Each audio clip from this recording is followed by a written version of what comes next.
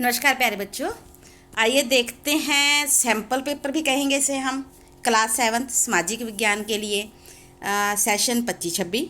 और ये आंसर की भी है आपकी, जो पेपर आपका आज ही हुआ था। तो बेटा हमेशा जो प्रीवियस चीज़ होती है, प्रीवियस पेपर होता है, वो हमेशा हमारे लिए सैम्पल पेपर ही होता है। आप इसे समझने की कोशिश करें। तो पेपर बहुत आसान, बहुत ही बढ़िया। आइए सॉल्व करते हैं। 7वीं कक्षा, विषय है सामाजिक विज्ञान, अंक 80 और समय जो है 150 मिनट। 150 मिनट का मतलब 2.5 घंटे। पहले आपके पास एक एक मार्क्स वाले प्रश्न हैं, वो ऑप्शन टाइप में, बहुत बढ़िया, बहुत आसान पे क्वेश्चन है। निम्न में से किस राज्य का संबंध राणा कुंभा से था? इसका सही आंसर है मेवाड़। पृथ्वीराज डैश वर्ष की आयु में सिंहासन पर बैठे? उत्तर 13। इंडीज शब्द भारत की डैश नदी से लिया गया है? सिंधु। सोना, पेट्रोलियम, कोयला किसके उदाहरण है? ये खनिज के उदाहरण है बेटा, मिनरल्स के।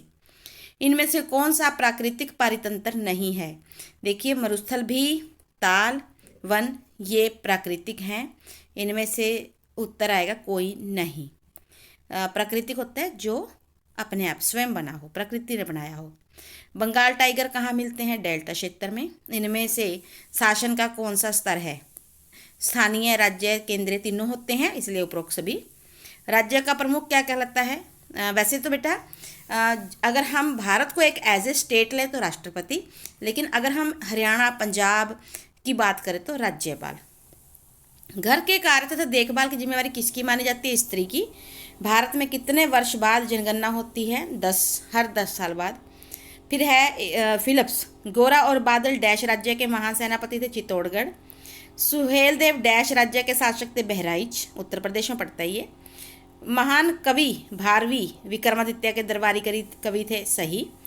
भूकंपीय तरंगें 2 प्रकार की होती हैं। तापमान को मापने की इकाई केल्विन है। कोलकाता किस नदी के तट पर है? हुगली।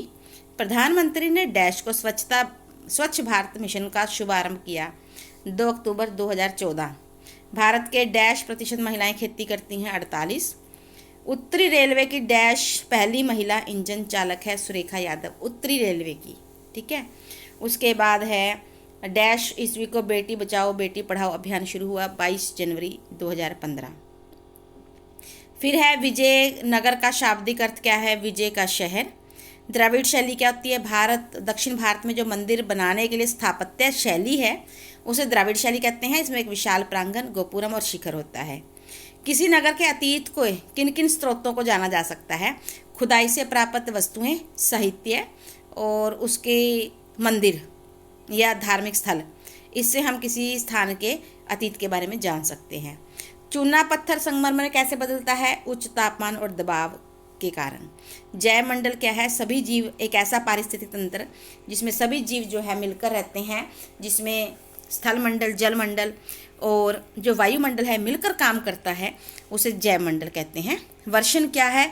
वर्षा के विभिन्न रूप। साप्ताहिक बाजार किसे कहते हैं? क्या कहते हैं? सप्ताह में एक बार लगने वाले बाजार को, जैसे बुध बाजार। ये पिछली बार आपके सैंपल पेपर में भी था। दादन व्यवस्था क्या है? ये भी पिछली बार पेपर में था। बुनकरों द्वारा घर पर ही कपड़े बनाने की व्यवस्था को दादन व्यवस्था कहा जाता है। नेक्स्ट है, बुनकर व्यापारियों पर किस तरह से निर्भर हैं?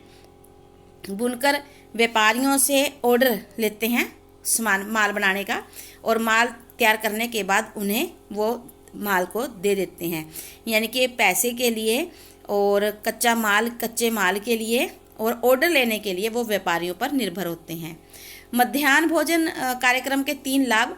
पहले आप ये बताइए कि मध्याह्न भोजन स्कूलों में 1 से लेकर 8वीं क्लास के बच्चों को दोपहर के समय जो भोजन दिया जाता है उसे मध्याह्न भोजन कहा जाता है। इसके लाभ, एक तो बच्चों की संख्या बढ़ी है, एक बच्चों में जो संख्या बढ़ने के अलावा कुपोषण से लड़ने में मदद मिली है। ये भी बहुत बड़ा फ़ायदा है बेटे। और इसके अलावा जो है आप इसके अंदर जो है लिख सकते हो कि ये एक बहुत ही पुण्य कार्य भी है। उसके बाद है, भारतीय लोकतंत्र में समानता का अर्थ। जब हमारे कानून के सामने, संविधान के सामने किसी भी व्यक्ति के साथ रंग, नस्ल, जाति, धर्म के आधार पर, लिंग के आधार पर कोई भेदभाव नहीं किया जाता तो उसे समानता कहते हैं। और आप इसमें अनुच्छेद 15 की बात भी कर सकते हैं। 3 प्रकार के शैल, आग्नेय, रूपांतरित और कायातरित। उसके बाद जल की गुणवत्ता का ह्रास हो रहा है, कारण लोगों का जल को बहते रहना छोड़ देना, यानी कि टुंटी खुली रहने देना, कपड़ों का और पशुओं का जल में नहाना, ठीक है, ये उसकी गुणवत्ता के ह्रास को कम करते हैं। वर्षावन लुप्त हो रहे हैं क्योंकि लोग पेड़ काट रहे हैं, इंडस्ट्रीज उद्योग स्थापित हो रहे हैं, रिहायशी इलाके शहरों की तरफ जा रहे हैं, तो उसकी वजह से वर्षावन जो है लुप्त हो रहे हैं, और एक लगातार पेड़ काटना बहुत बड़ा कारण है। पुलकेशिन द्वितीय की उपलब्धियां, जैसे कि हर्षवर्धन को हराना उपलब्धि थी उनकी, उड़ीसा के शासकों को और जो है साहित्य को बहुत ज़्यादा प्रोत्साहन देना, ये उनकी उपलब्धियां थी। मिहिर भोज के बारे में, वो एक प्रतिहार गुर्जर प्रतिहार सबसे शक्तिशाली, सबसे महान शासक थे, और उन्होंने कला साहित्य को संरक्षण दिया है, और उनके समय में जो शासन था गुर्जर प्रतिहार का, वो अपने शिखर पर था। उसके बाद पाल वंश का शिक्षा और साहित्य में योगदान, बड़ा क्वेश्चन है बेटा। और भारतीय संस्कृति के प्रसार में किन किन की भूमिका है? व्यापारियों की है, तीर्थयात्रियों की है, इसके अलावा विद्यार्थियों की है, विद्वानों की है, और धर्म प्रचारकों की है। और आप इसमें ना, आप चाहें तो जापानी, क्योंकि वो आपके अभ्यास के से हैं, जापान पर भारतीय संस्कृति का प्रभाव और इंडोनेशिया पर भारतीय संस्कृति का प्रभाव, उन दोनों क्वेश्चन को मिक्स करके भी लिख सकते हैं। फिर रेगिस्तान, जहाँ पर रेत का पसार होता है, और जो भूमि है वो रेतीली होती है, उसे रेगिस्तान कहते हैं। 2 प्रकार के होते हैं, ठंडे और गर्म। ठंडा रेगिस्तान में रहने वाले लोगों की जीवन शैली कि वो कैसे कपड़े, जैसे उनके मुख्य पशु याक है, और वो भारी भरकम कपड़े पहनते हैं, वहाँ का मौसम बहुत ठंडा होता है, ठीक है, वो सभी जीवन शैली की बातें बता सकते हैं। संचार माध्यम और तकनीक के बारे में पहले आप बताइए कि सूचनाओं के आदान प्रदान जिनके द्वारा होता है, जिन साधनों के द्वारा होता है, उसे संचार माध्यम कहते हैं। और ये 2 प्रकार की होते हैं, जन और निजी, और इनका महत्व क्या है आप वो बताइए। आशा है आपका पेपर बहुत अच्छा गया होगा। अब आप हमें जल्दी से ये बताइए कि आपके कितने ऑब्जेक्टिव टाइप सही गए, और आगे सैम्पल पेपर के तौर पर जो बच्चे अब छठी में हैं, उन बच्चों का 7वीं के लिए, जब वो 7वीं में हो जाएंगे तो यही पेपर उनका मार्गदर्शन करेगा। तो मिलते हैं नेक्स्ट वीडियो में। अगर अभी तक आपने हमारा चैनल सब्सक्राइब नहीं किया है तो जल्दी से करें, और लाइक करें, हमारे चैनल को शेयर करें। कोई प्रॉब्लम हो तो कमेंट करें। Thank you, have a nice day, God bless you बेटा। जय हिंद, जय भारत।